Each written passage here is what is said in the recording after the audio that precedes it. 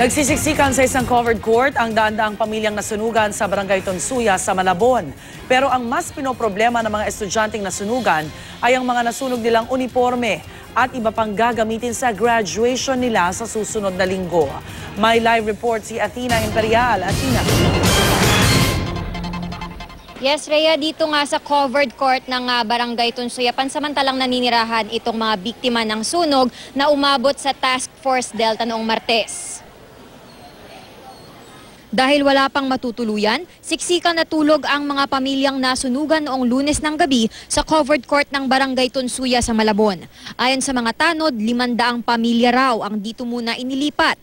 Pero dahil di sapat ang espasyo ng court para sa kanilang lahat, ang iba bumalik na lamang uli sa mga nasunog nilang bahay. Pinagtiisan na lang daw ng mga nasunugan ang mga natira sa tahanang nilamon ng apoy.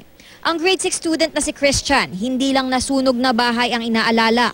Di raw kasi niya naisalba ang lahat ng gamit pang eskwela, lalo na ang isusuot sana niya sa kanilang graduation. Yung katulad ng mga uniforme, tapos yung mga toga. Kaya hindi ako makaka-attend sa graduation.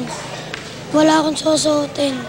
Sa March 26 na raw ang graduation sa Tonsuya Elementary School, kaya nababahala na ang bata. Wala rin daw mahiraman ng uniforme at sapatos ang bata dahil lahat ng kakilala niya nasunugan din. Ang nanay ni Christian naaawa rin sa anak, pero hindi naman daw niya malaman ang unang aasikasuhin.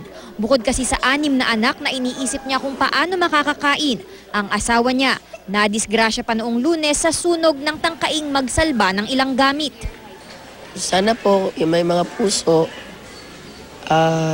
sana po makatulong po sila sa amin na magbigay po ng uniform, sapatos na mga gamit po ng anak ko at para po makagraduate po siya.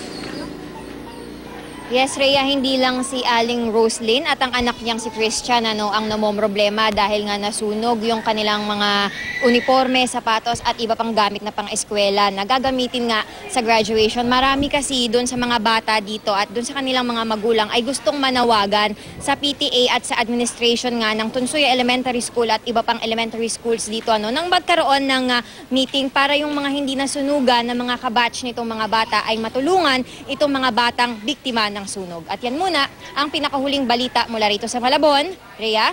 Maraming salamat, Athena Imperial.